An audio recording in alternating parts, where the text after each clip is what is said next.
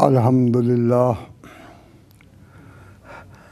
الحمدللہ وسلام علی عبادہ الذین اصطفیٰ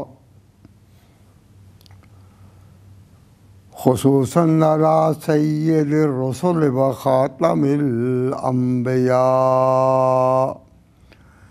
وعلی آلہ الاتقیاء و اصحاب الاصفیاء اما بعد فاعوذ باللہ من الشیطان الرجیم بسم اللہ الرحمن الرحیم اتی امر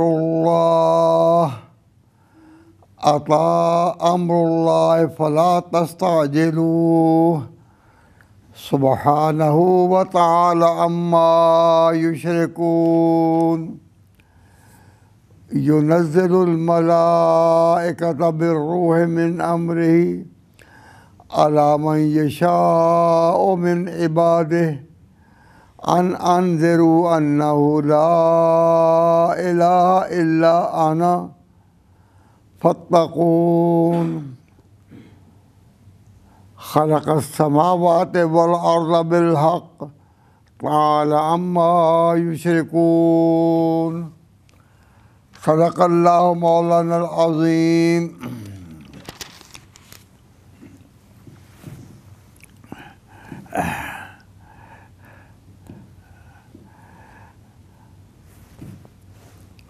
اللہ تبارک و تعالی جل شانہ ارشاد فرماتے ہیں اتی امر اللہ، اللہ کا فیصلہ آ پہنچا۔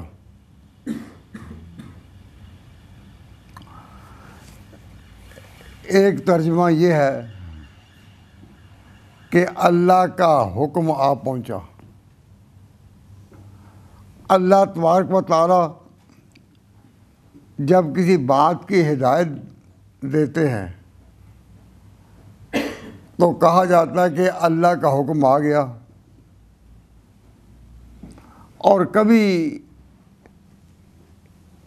لفظ الفاظ یہی ہوتے ہیں لیکن مراد یہ ہوتی ہے کہ اللہ کا فیصلہ آ گیا۔ جہاں تک شریعت کا تعلق ہے اس کا نام ہے اللہ کے احکام، اللہ کے حکم کہ یہ کرو اور یہ نہ کرو۔ جب اللہ تعالیٰ کی طرف سے احکام آتے ہیں کہ یہ کرو اور یہ نہ کرو تو وہ شریعت ہے۔ اب جب کہا اللہ تبارک و تعالیٰ کا فیصلہ آ گیا تو اس کا معنی یہ ہوتا ہے کہ یہ اللہ کی تکوین ہے۔ تو اللہ تعالیٰ نے یہ جو نظام قائم کر رکھا ہے اس کے مختلف مراحل ہیں، یہ اللہ تعالیٰ کا ایک نظام تکوین کہلاتا ہے۔ تکوین مثلا دن رات، دن یہ آتے جاتے ہیں، رات دن رات دن۔ موسم آتے جاتے ہیں، یہ خدا کا نظام تکوین ہے۔ انسان عمر کے مختلف مراحل سے چلتا چلتا چلتا یہ نظام تکوین ہے۔ اب اللہ تبارک و تعالی جل شانہ جو احکام دیتے ہیں ان احکام کی تکمیل اور تعمیل بھی بندوں پر فرض ہے۔ تو جب اللہ تعالیٰ احکام دیتے ہیں تو یہ نظام اللہ تعالیٰ کا نظام تشریع ہے۔ تو اللہ تعالیٰ نے اپنے پیغمبروں کی معرفت بندوں کو اپنی مرضیات پر مطلع کیا، میں ان باتوں سے راضی ہوں، ان باتوں سے ناراض ہوں۔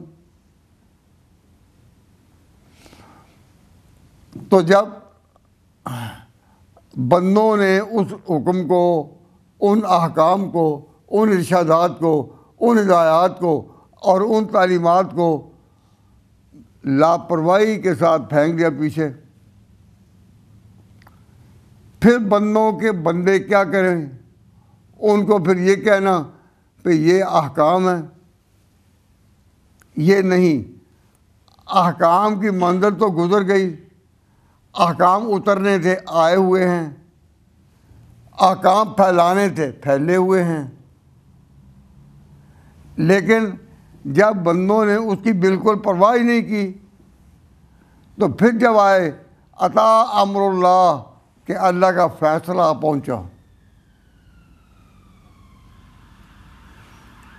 تو یہ بڑا ایک عبرت انگیز سبق کا مرحلہ ہے جو قوموں کی زندگی میں تقریباً ایک ہی دفعہ آتا ہے۔ جس طرح زندگی اور موت کا کھیل جو ہے وہ بھی ایک ہی دفعہ ہے، ایک ہی دفعہ انسان آیا، مختلف مظاہر سے، مختلف مراحل سے، مختلف حالات سے چلتا رہا پھرتا رہا، پھر ایک ہی وقت آئے گا جب یہ فیصلہ ہو جائے گا۔ تو لوگ جو اللہ کے احکام کو نظر انداز کرتے ہیں، پرواہ نہیں کرتے، ان پر عمل نہیں کرتے، ان کو سمجھانے یا جگانے کے لیے پھر کہا گیا کہ عطا امر اللہ، اللہ کا فیصلہ آ گیا ہے، اور اس فیصلے کے ساتھ یہ بھی ارشاد فرمایا فلا تستعجلوا، اس کو اور جلدی نہ کرو۔ یعنی اللہ نے تو فیصلہ وہ بھیج ہی دیا، عطا امر اللہ، اللہ کا فیصلہ آ ہی گیا،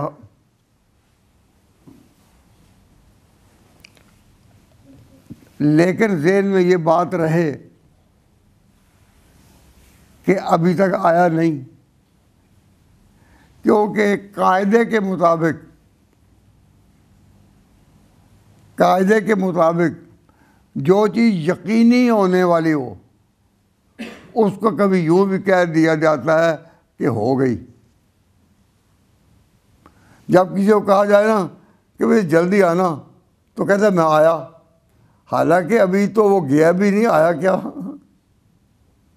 لیکن کہنے کا مطلب ہوتا ہے کہ نہیں بالکل فکر میں آیا، کہ میں آیا، یعنی جو چیز یقینی الوقوع ہو اسے واقع ہو کر رہنا ہے، کوئی تردد نہیں، شک نہیں، تو اس کو یوں کہا جاتا ہے کہ ہو ہی گئی۔ جیسے کہا جائے وَنُفِخَ فِي الصُّورِ، کہ سور پھونکا جا چکا، حالانکہ قیامت کی خبر کے لیے معنی تھا نُفِخَ فِي الصُّورِ کہ سور پھونکا جائے گا، سور پھونکا جائے گا، پر عربی کے لحاظ سے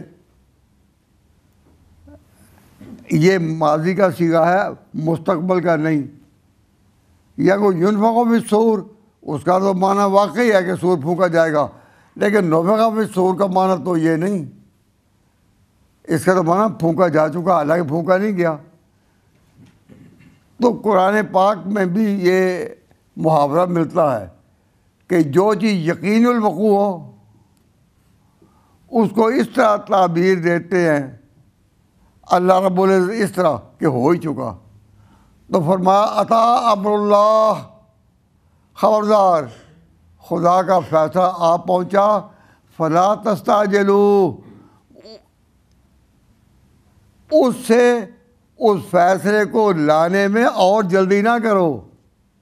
جو خدا نے جلدی کرنی ہے وہ تو کرنی ہے کہ وہ آیا کیا، لیکن تم اور جلدی نہ کرو، یعنی اور خدا کے عذاب کو دعوت نہ دو، پکڑ کو دعوت نہ دو، تو کر لینا کیا ہو گیا۔ جب خدا کے نام پر آواز دینے والے آواز دیتے رہے تو ایسی باتیں بھی تم نے اپنے یہاں کی کہ یہ جو کہتے ہیں پکڑ آئے گی، آتی کیوں نہیں؟ اللہ تعالیٰ پکڑے گا، پکڑتا کیوں نہیں؟ ہم آزاد پھرتے ہیں، حرام کرتے ہیں، حرام کھاتے ہیں،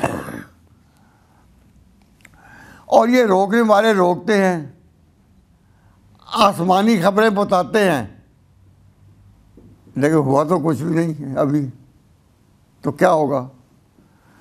تو اللہ تبارک و تعالیٰ بلاغت کی شان کے ساتھ بیان فرماتے ہیں فلا تستعجلوا، جتنا اس فیصلے نے آنا ہے اس کی تکوین جب پھیلے گی، نتائج ظاہر ہوں گے، تو جو کچھ بھی ہونے والا ہے ہوگا، اور تم تو کم از کم اپنی طرف سے اور جلدی نہ کرو۔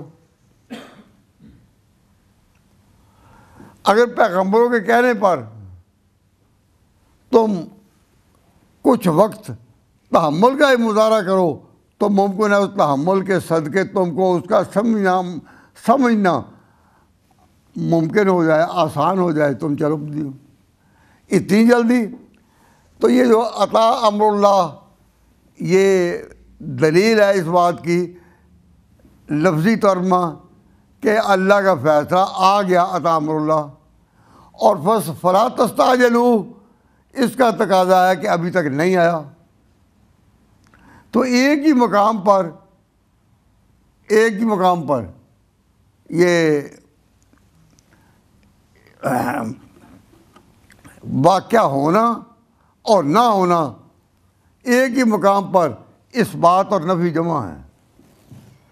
یہ مقام بلاغت کے لحاظ سے سمجھنا بہت اونچی بات ہے۔ تو ارشاد ہوتا ہے اللہ تعالیٰ سے عطا امر اللہ، اللہ کا فیصلہ آ ہی گیا۔ اب یہ واقعی آ گیا یا یہ اس محاورے کے پیش نظر کہا گیا ہے کہ آنے ہی والا ہے؟ تو فلا تستعجلوا کے جملے نے بتایا اگلے نے کہ یہ دوسرے معنی میں ہے، تو فرمایا کہ خدا کا فیصلہ آ ہی گیا، یعنی بالکل سمجھو کہ آنے ہی والا ہے، لیکن جس وقت آنے والا ہے اس میں تم تو اور جلدی نہ کرو۔ اب ایسی بات جب کہی جائے کہ خدا کا فیصلہ آ گیا تو یہ خبر کس چیز کی ہوتی ہے؟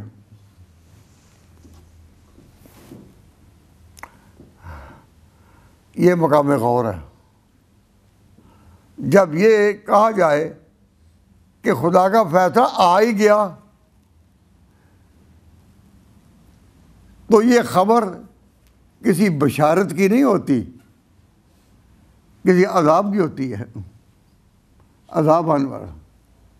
اب وہ عذاب کیا ہے جو ابھی آیا نہیں؟ کہا گیا لا تستعجلوا، اب اور جلدی نہ کرو۔ تو وہ جو خبر ہوتی ہے وہ بشارت کی نہیں، وہ تو عذاب کی ہے۔ تو اس کو عذاب بھی کہا گیا ہے،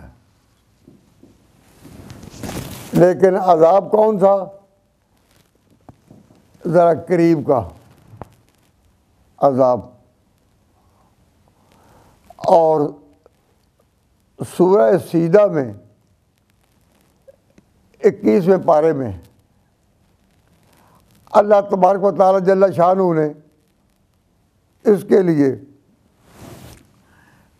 عذاب کا لفظ کہا ہے، فرمایا فلا نذیقنہم من العذاب الادنی دون العذاب الاکبر، ولا نذیقنہم، ہم ان کو چکھائیں گے من العذاب الادنی، ایک نچلے درجے کا عذاب، دون العذاب الاکبر، اس بڑے عذاب سے پہلے، یعنی جو بڑا عذاب آخرت میں آنے والا ہے اس سے پہلے ہم دنیا میں ایک عذاب چکھائیں گے۔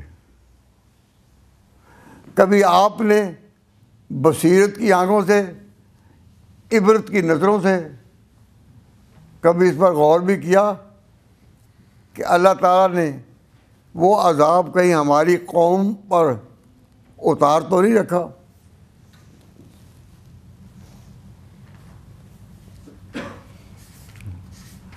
اس کے لیے کوئی اسپیسیفک مثال پیش کرنے کی بجائے، کوئی معین نام کے ساتھ ذکر کرنے کی بجائے ایک جنرل بات عام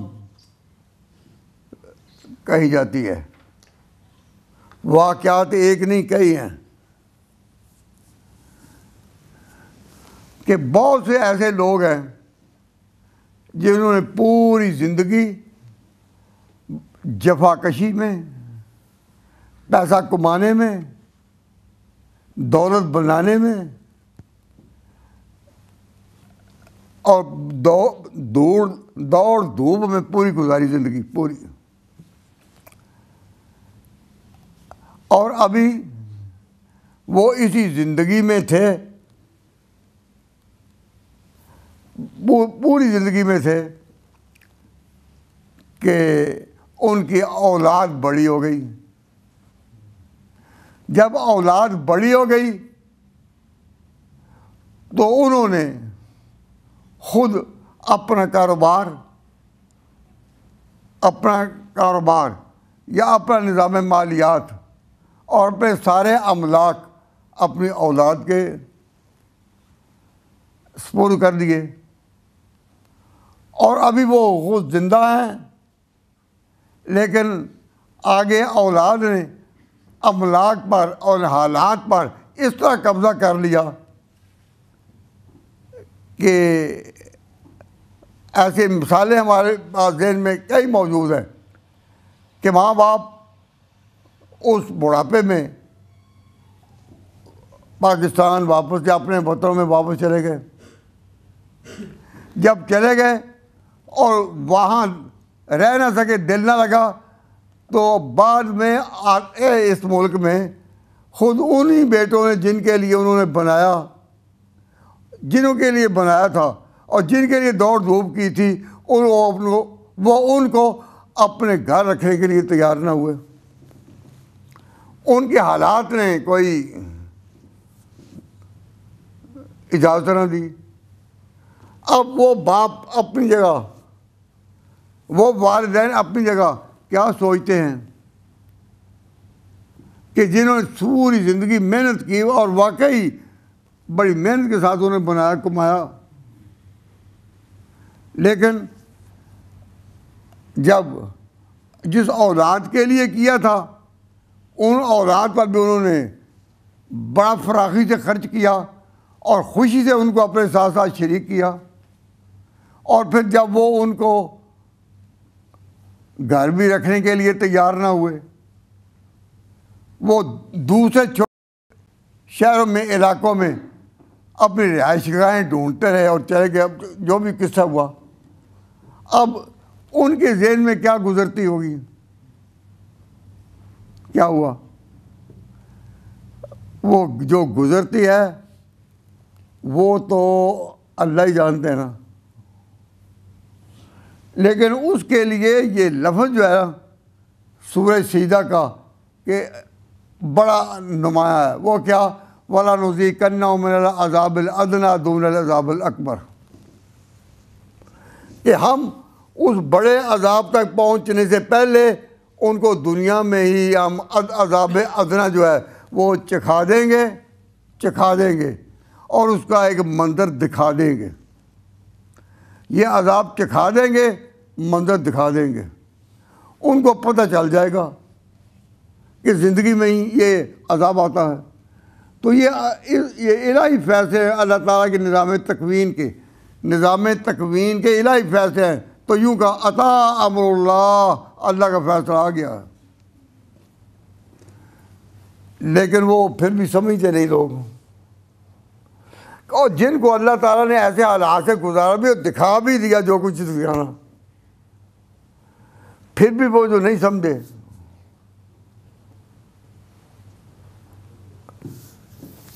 تو پھر اللہ تبارک و تعالیٰ جل شانہ سے اس سے زیادہ دوری اور کیا ہوگی کہ پھر بھی نہیں سمجھے، تو پھر اللہ نے بڑے لطیف پیرائے میں کہا کہ جب آنا ہے وہ عذاب، جب وہ عذاب آنا ہے اس وقت تو اس نے آنا ہی ہے، لیکن لا تستعجلوا، تم اور تو اس کو جلدی نہ کرو کہ جس کو آنا تھا اس سے بھی جلدی کرو. تو یہ خدا کے عذاب کو وہ دعوت دینا کیوں؟ اس لیے کہ انہوں نے غلطی یہ کی کہ دنیا میں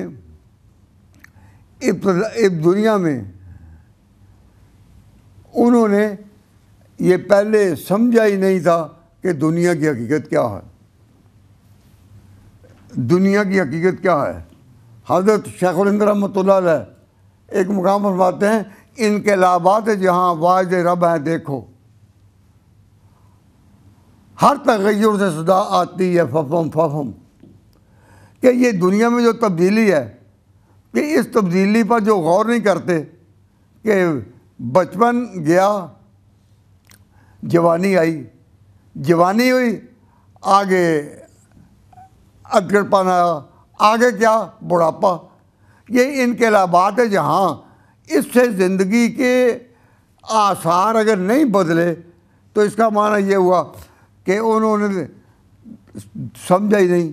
جب سمجھا ہی نہیں تو پھر اللہ تعالیٰ اس کو عمر کے آخر میں مالوں میں نقصان، جائیداد میں نقصان، اولاد کی فرما برداری نافرمانی، ان کا یہ ساری چیزیں جو ہیں اللہ تبارک و تعالیٰ اس طرح اوپر لائیں گے. وَلَنُذِيقَنَّهُم مِّنَ الْعَذَابِ الْأَدْنَىٰ دُونَ الْعَذَابِ الْأَكْبَرِ. اور اس میں حکمت خداوندی کیا ہے اس میں لپٹی بات ہے. لیکن چیز اصل یہ ہے کہ جو انسان تغیرات زمانہ سے، زمانے کی تبدیلیوں سے عبرت حاصل نہیں کرتا، وہ پھر تیار رہے اس حالت کا سامنا کرنے کے لیے جس کے لیے فرمایا وَلَنُذِيقَنَّهُم مِّنَ الْعَذَابِ الْأَدْنَىٰ دُونَ الْعَذَابِ الْأَكْبَرِ. کہ وہ کس طرح وہ آتا ہے. تو یہ جو ارشاد ہوتا ہے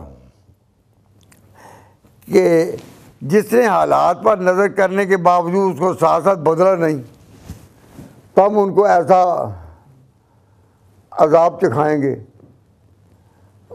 اور کئی طرح کی وَلَنَبْلُوَنَّكُمْ بِنَقْصٍ مِّنَ الْأَمْوَالِ وَالْأَنفُسِ وَالثَّمَرَاتِ کہ زمینیں ہیں ان میں کمی ہو گئی، جائیداد ہے کسی نے لوٹ لی، کسی نے جعلی کارروائی کر لی، کسی نے کوئی. تو اب یہ تو ہیں واقعات، لیکن اللہ نے اس کا نام رکھا ہے عذاب ادنا.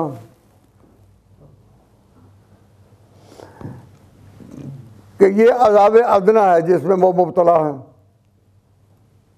اور تغیرات بھی جس کو تبدیل نہیں کر سکے تو پھر اللہ تعالیٰ نے اس لہجے میں یہ بات کہی کہ عطا امر اللہ، اللہ کا فیصلہ آ ہی گیا، آنے والا ہے، اب اور تو جلدی نہ کرو. تو خدا تعالیٰ کے یہ فیصلے اس طرح آ رہے ہیں تو ساتھ ساتھ نیچر بدل جانی چاہیے، خود بخود پتہ چل جانا چاہیے کہ دنیا یہ جائے گی کہاں. اب اس کی ایک بڑی چھوٹی سی مثال ہے. جو لوگ تارکین وطن ہیں، جو اپنے وطنوں کو چھوڑ کر مستقل طور پر آ کر ان ملکوں میں سیٹل ہوئے، تو جس وقت وہ آ کر سیٹل ہوئے اس وقت تو ان کی امیدیں یہ تھیں کہ یہ ہوگا، یہ ہوگا، یہ ہوگا، یہ ہوگا.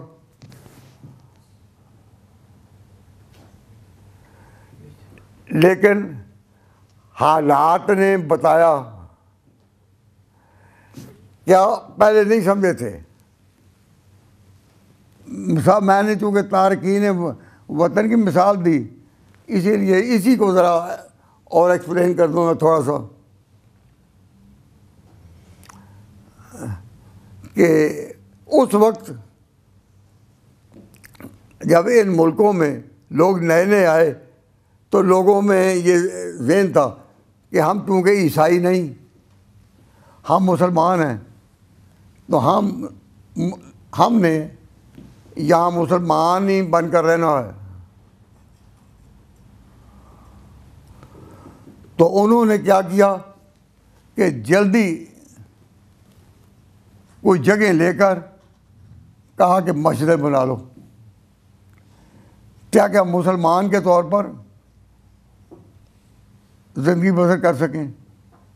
اس وقت یہاں کی حکومتوں نے یا جو نظام تھا یا ہوم آفس کا نظام تھا، ان کا اپنی ضرورت کے لیے آدمی منگا سکتے ہو، وہ اپنی ضرورت کے مطابق وہ آدمی منگاتے رہے۔ اس وقت حکومت نے کوئی قید نہیں لگائی تھی کہ مذہبی کے دینی رہنمائی کے لیے کوئی شخص ایسا یہاں نہیں آ سکے گا کہ جو انگلش نہ جانتا ہو۔ اس کا نہیں، جنہوں نے منگانا ہے نماز انہوں نے پڑھنی ہے، اگر ان کو نماز پڑھا سکتا ہے تو آگے۔ یعنی اتنے بے شمار ان پڑھ لوگ، دنیوی تعلیم کے لحاظ سے ان پڑھ، ویسے تو جانتے ہوں گے، وہ اس ملک میں آئے اور کبھی بھی انہوں نے کوئی بھی ہوم آفس سے کبھی آبجیکشن نہیں کیا کہ یہ نہیں۔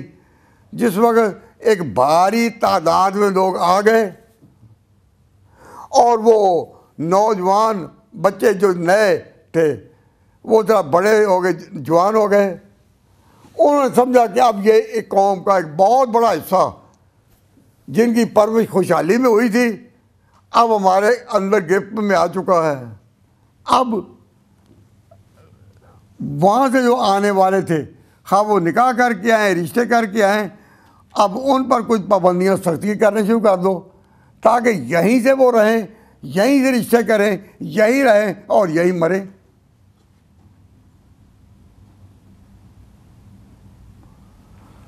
جب اس درجے میں حالات پیدا ہوئے، پھر اور سختیاں، تو کئی لوگ پوچھتے تھے کہ یہ پہلے انہوں نے سختیاں نہیں کی، اب کیوں کر رہے ہیں؟ تو میں ان کو کہا کرتا تھا کہ میں پہلے سختیاں اس لیے نہیں کی کہ جال میں گھیرنا تھا ایک قوم کو، ایک قوم کے نئی نسلوں کو اپنے ماضی سے کاٹنا تھا، ہٹانا تھا۔ محمد مصطفیٰ سے جو دین چلا رہا تھا، جس لائن پر چلے آ رہے تھے، ان چیزوں سے ان کو ہٹانا تھا۔ تو اس وقت ہر دانا یہی کہے گا کہ گھیرنے کے لیے کوئی دانائی کے لیے ان کو لپیٹنے کے لیے جو کام ایسا کر لو۔ اور جب انہوں نے دشمن فوجی طور پر بھی جب لڑتا ہے تو مخالفوں کو گھیرنا، مارنے کی گھیرنا جو ہے وہ زیادہ کام سمجھ جاتا ہے۔ انہوں نے ہماری قوموں میں جتنے لوگ بھی آئے زیادہ سے زیادہ ان کو اپنے یہاں گھیر لیا، اور جب گھیرے کے اندر آ گئے پھر بڑے تدبر کے ساتھ، بڑے اخلاق کے ساتھ، پیرایہ مروت کے ساتھ پابندیاں، یہ پابندی، یہ پابندی، یہ پابندی، یہ پابندی۔ اگر اپنی ہی لوگوں کو نماز بھی پڑھانی ہے اور وہ عربی میں پڑھا سکتا ہے، لیکن نہیں، اب ضروری ہے کہ انگلش جانتا ہو۔ پہلے کیوں نہیں جانتے تھے؟ کہ پہلے گھیرا ڈالنا تھا، جب گھیرا ڈال لیا اب قانون حرکت میں آ گیا۔ اب یہ جو انقلابات ہیں، تو حضرت شیخ رحمۃ اللہ علیہ، شیخ الہند رحمۃ اللہ علیہ کہ انقلابات جہاں واحد رب ہے یارو، اے دوستوں دیکھو کہ جو تبدیلی آتی ہے، تبدیلی آ رہی ہے، یہ ایک خدا کی طرف سے ایک واعظ کا، ایک نصیحت کا ایک پیرایا ہے۔ عطا امر اللہ، خدا کا تکوینی فیصلہ آ گیا ہے۔ ایک تو یہ معنی ہے، اور ایک اس کا معنی یہ کہ خدا کے احکام آ گئے۔ تو اگر احکام آ گئے تو پھر فلا تستعجلوا جو ہے اس کا ربط نہیں قائم ہوتا۔ فلا تستعجلوا کا اور جلدی نہ کرو۔ تو تشریع احکام کے مقابلے میں تو یہ نہیں کہا جاتا جلدی نہ کرو، وہاں تو ہے آؤ جلدی کرو۔ وہ جلدی کرو کا لفظ کہاں ہے؟ فرمایا فاستبقوا الخیرات، اچھے کاموں میں جلدی کرو، دوڑ کر آؤ۔ فاستبقوا الخیرات، جلدی کرو۔ یا کہ فلا تستعجلوا، تو اسے بظاہر یہ معلوم ہوتا ہے کہ اس سے مراد تشریح کے احکام نہیں بلکہ اس سے مراد فیصلے کی گھڑی ہے۔ اب ہم کئی لوگ پوچھتے ہیں کہ اس وقت صرف انگلینڈ کی بات نہیں، صرف ہماری اپنے ملک والوں کی، پاکستانیوں کی بات نہیں، مسلمان ممالک جتنے بھی ہیں آل اوور دا ورلڈ، جہاں جہاں بھی ہیں مسلمان ممالک، وہ اپنے مستقبل میں وہ روشنی نہیں دیکھتے جو پہلے ان کے پاس تھی۔ ان نئی قوموں نے مسلمان قوموں کو، مسلمان نوجوانوں کو اپنے قبضہ میں کرنے کے لیے اتنی حکمت کے ساتھ اس قوم کو اپنے گرفت میں لیا کہ اب اگر کہتے ہیں لوگ کہ مسلمان دنیا میں اتنے کمزور کیوں ہو گئے، اتنے عاجز کیوں ہو گئے، بات یہ کہ جو قوم اپنی اصل کو بھول جائے پھر یہی ہوتا ہے نا۔ کیا صحابہ کی زندگیاں تمہارے سامنے نہیں تھیں؟ کیا خلفائے راشدین کی زندگیاں تمہارے پاس سامنے نہیں تھیں؟ انہوں نے سب کے باوجود اپنے ماضی کو بھلا دیا۔ تو جو قومیں اپنے ماضی کو بھول جاتی ہیں، اس سے کٹ جاتی ہیں، پھر زندگی میں ہی اللہ تبارک و تعالیٰ ان کو اس عذاب میں زندہ رکھتا ہے۔ تو یہ سورۃ سجدہ کی آیت ہے، فَلَنُذِيقَنَّهُم مِّنَ الْعَذَابِ الْأَدْنَىٰ دُونَ الْعَذَابِ الْأَكْبَرِ، کہ بڑا عذاب تو ہے ہی، ہم دنیا میں ہی تمہیں عذاب سے گزار کر پھر ماریں گے، موت سے پہلے ایک دفعہ تمہیں پھر اس عذاب میں ڈالیں گے۔ اور بڑا مشدد بنون ثقیلہ، نُذِيقَنَّهُم مِّنَ الْعَذَابِ الْأَدْنَىٰ دُونَ الْعَذَابِ الْأَكْبَرِ، یہ کس صفحے میں ہے؟ یہ نکالنے آیت صفحہ 580، صفحہ 580 کی پہلی آیت پڑھیں۔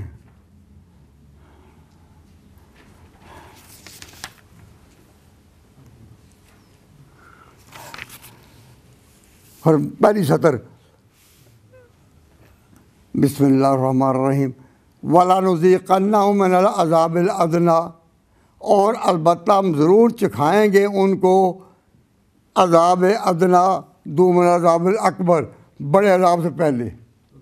آگے فرمایا لعلہم یرجعون، ہو سکتا ہے کہ اس چھوٹے عذاب کے چکھنے کے دوران ان کو توبہ نصیب ہو جائے۔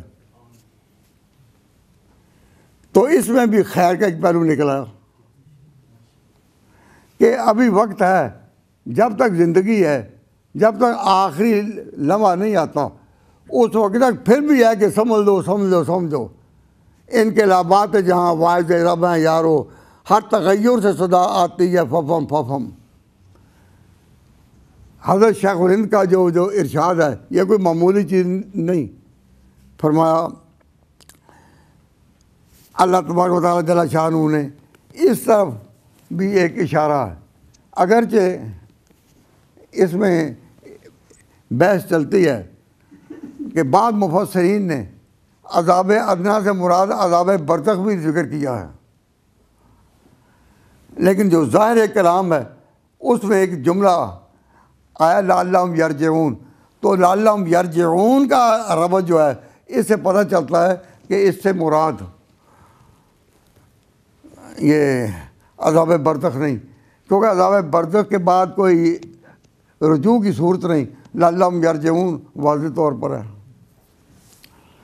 بہرحال میں اس وقت صرف اس طرف توجہ دلانا چاہتا ہوں کہ جو موسم بدلتے ہیں، جو موسم بدلتے ہیں، اس کے ساتھ ساتھ زندگی کے رخ بھی ساتھ ساتھ بدلنے چاہیے، اور اگر کسی کی زندگی کا رخ نہیں بدلتا تو سمجھو کہ وہ بڑی سخت الہی گرفت میں آیا، کوئی ایسی غلطی ہوئی کہ وہ گرفت سے نکل ہی نہیں رہا۔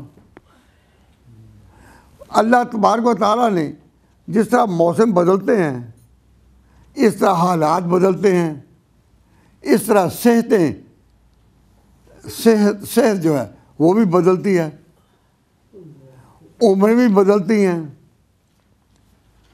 تو اس کے ساتھ ساتھ جو افکار نہیں بدلتے. کئی لوگ پوچھتے جی افکار ہمارے کیا بدلیں؟ ارے ہم تو نماز پڑھتے ہیں. بھائی نماز جو ہے، نماز یہ آپ کا کوئی قومی کردار نہیں ہے، ذاتی ہے.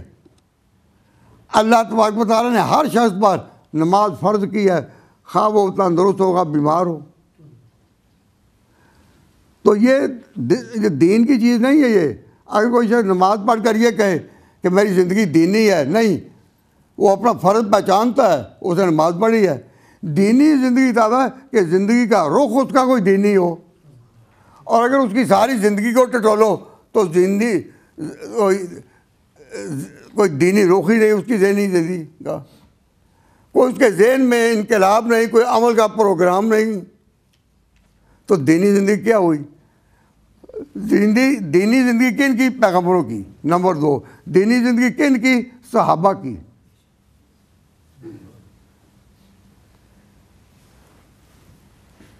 غرض میں کیا کہوں تم سے کہ وہ صحرا نشین کیا تھے، جہاں دارو جہاں گیرو جہاں بانو جہاں آرا. صحابہ کی جو زندگیاں ہیں وہ تو زندگی تھی نا دینی. اب یہاں کتنے لوگ ہیں جو سمجھتے ہیں کہ نماز پڑھے اور روزہ رکھے تو دینی زندگی ہو گئی. یہ دینی زندگی نہیں، یہ فرائض ہیں، اعمال ہیں جو ڈیوٹی ہے پر سر ذاتی ہے.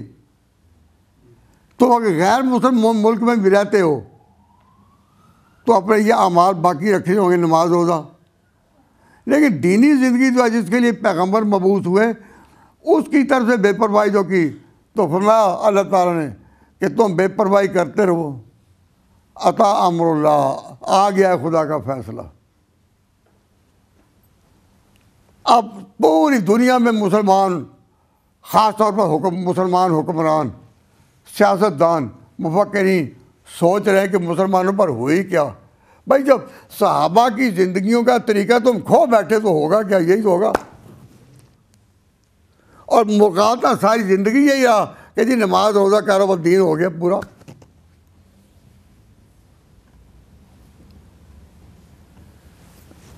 تو فرمایا عطا امر اللہ، اللہ کا فیصلہ آپ پہنچا. فلا تستعجلوا سبحانہ و تعالی عما یشرکون.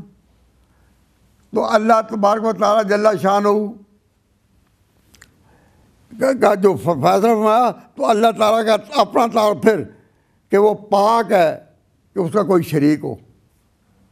تو دین بنتا ہی بنیاد اس سے ہے کہ اندر سے آواز آئے کہ خدا کا کوئی شریک نہیں. اور اگر زندگی ساری اسی طرح گزرے کہ شرک سے کوئی پرہیز نہیں، شرک سے کوئی نفرت نہیں، شرک سے کوئی طبعی دوری نہیں، اور پھر کہو کہ ہم اللہ کے دین پر ہیں.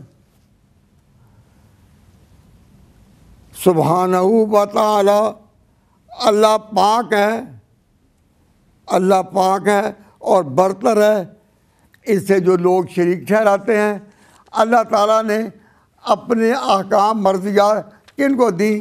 فرمایا ينزل الملائکۃ بالروح من امرہ. اللہ تبارک و تعالیٰ اپنے احکام اتارتا ہے، روح سے ہے، وہی اتارتا ہے علی من یشاء من عبادہ، اپنے بندوں میں جس پر چاہے. تو جن پر خدا نے وہی اتاری ان کو مانو کہ خدا کے بندے ہیں.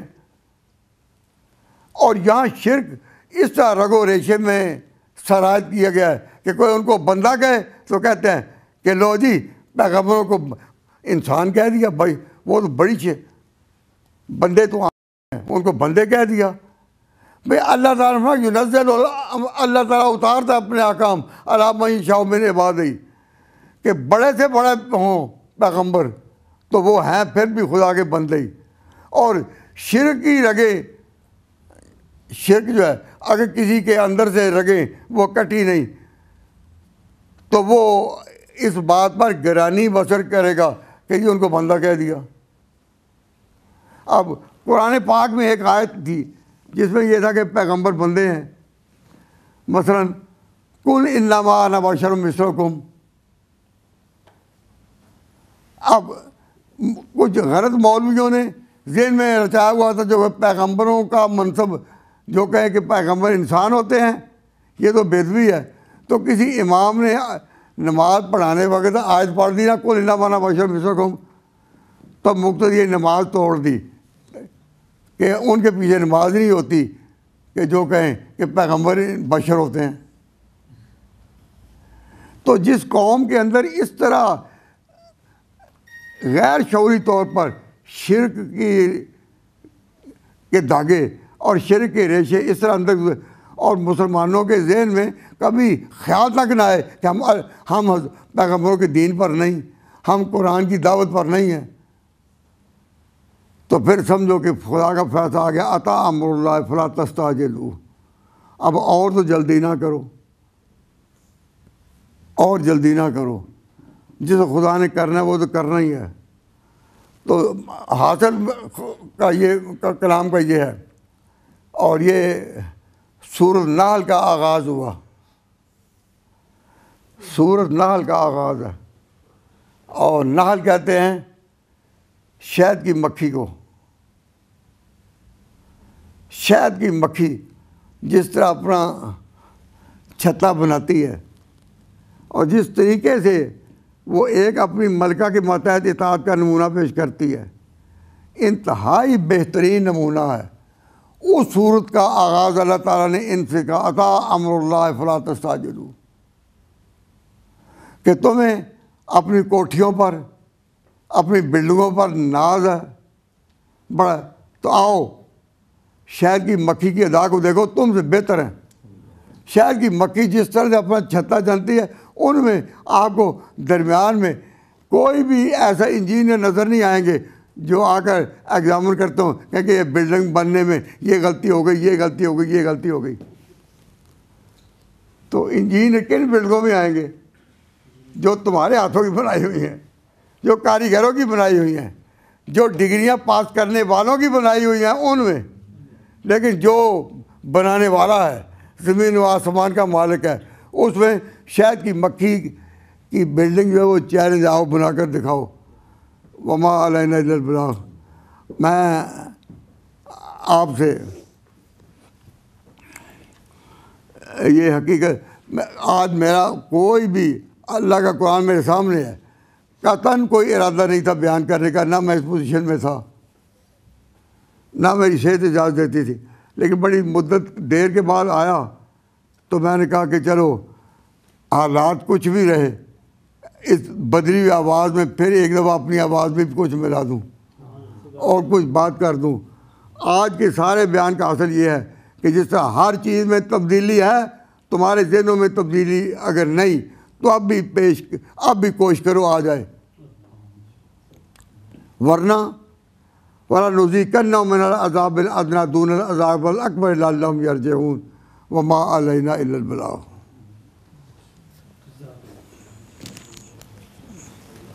ربنا تقبل منا انك انت السميع العليم وتب علينا انك انت التواب الرحيم۔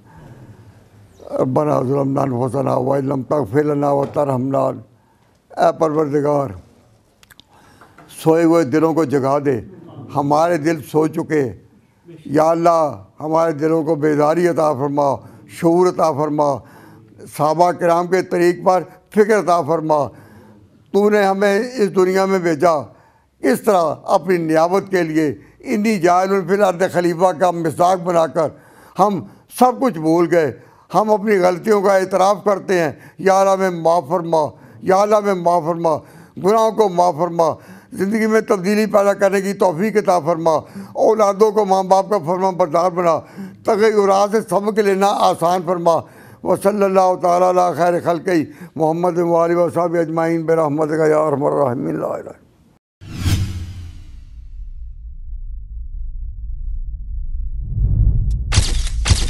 Message TV. This is your channel. This is your channel.